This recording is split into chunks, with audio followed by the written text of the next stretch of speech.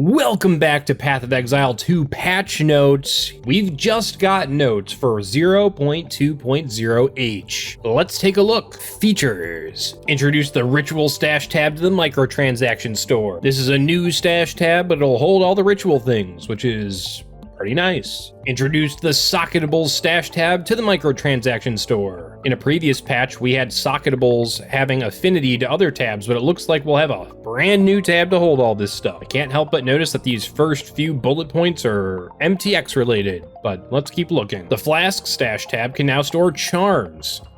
I don't know why this wasn't the case from the get-go. This makes sense.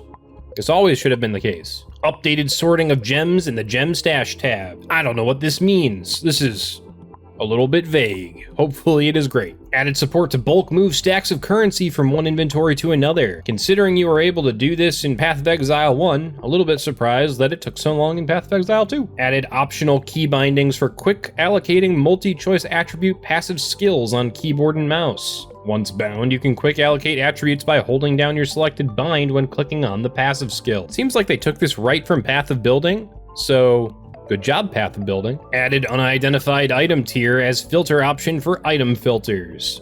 I'm sure people who build item filters will appreciate this. I will just appreciate it in their filters. Added quick use currency buttons to strongboxes and monsters imprisoned in essences.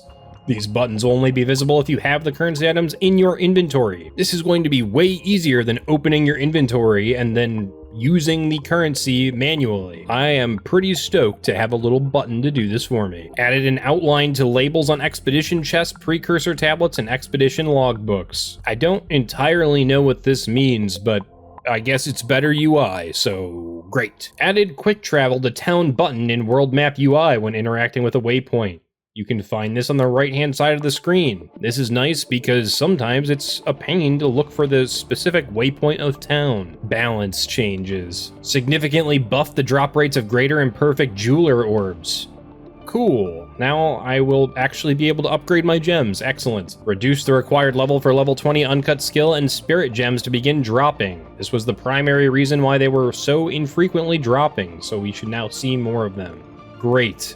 I wonder if this will also just bring the price down generally, because they're pretty expensive drops. As merry spirits of the spring, hare, and fox are now approximately 3 times more common. I have not tested spirits again since the last buff, so hopefully this is just a good change. Disabled the greed and corruption shrines. I think this was discussed in a previous video. Corruption shrines making your gear corrupted just doesn't really help the player at all. Your gear, which already wasn't perfect, can now no longer be made better because it's already corrupted, so makes sense to me. Adjusted the damage timing on the meteoric shrine to match visuals.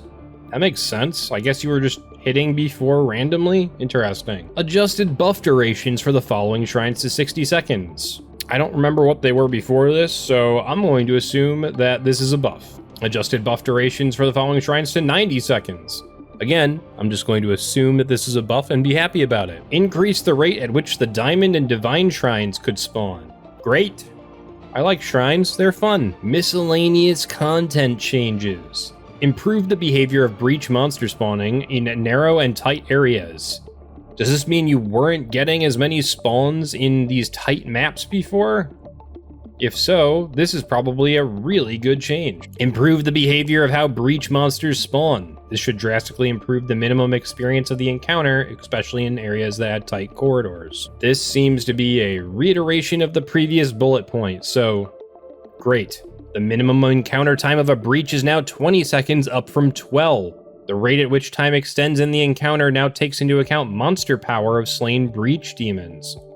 This means if you kill magic or rare enemies during the breach, it'll extend the time more than killing normal monsters. This is a pretty sizable buff for breach encounters, even if you're not doing that much killing, just having it now last 20 seconds instead of 12. That being said, this is the real breach update right here. Splinters that drop during an encounter are now automatically collected and dropped at your location when the breach concludes. This is huge.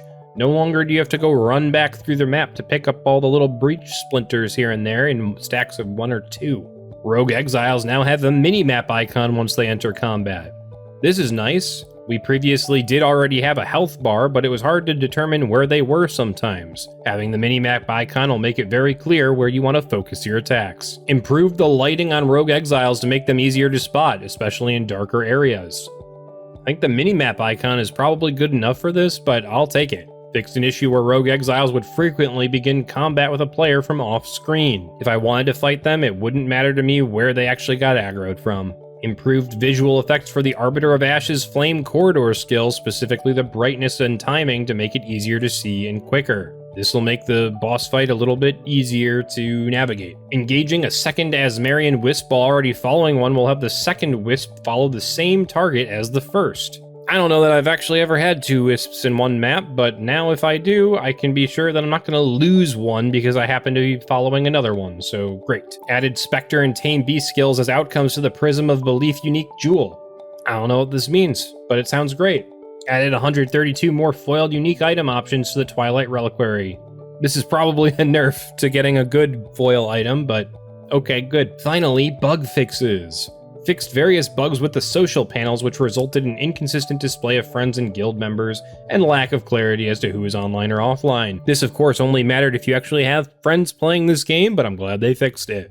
Adjusted the location of a checkpoint in Jikwani's Machinarium to prevent skipping the area's quest requirements. Fixed a bug where life scaling applied by difficulty didn't scale poise threshold of monsters. This sounds like it made it really easy to stun things, even though they were supposed to be harder. Fixed a bug where some endgame maps couldn't spawn chests. Well, this is a straight up buff because now chests are better from a previous patch, so this is good. Fixed a bug where Oasis map sometimes could not be completed. Fixed a bug where Rust Bowl map could sometimes not be completed. I'm glad both of these are fixed now. Fixed a rare case where parts of the Atlas could fail to load.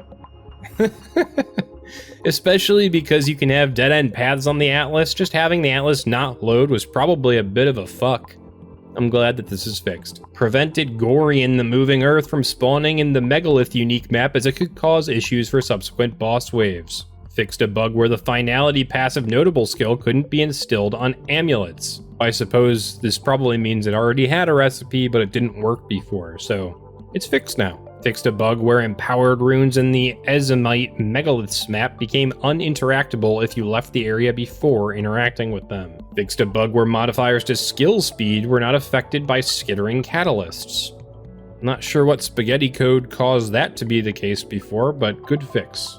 Fixed overwhelming presence's stats not being displayed when hovering over the gem. Fixed an issue where books of unique knowledge incorrectly displayed that they granted 5 Atlas skill points.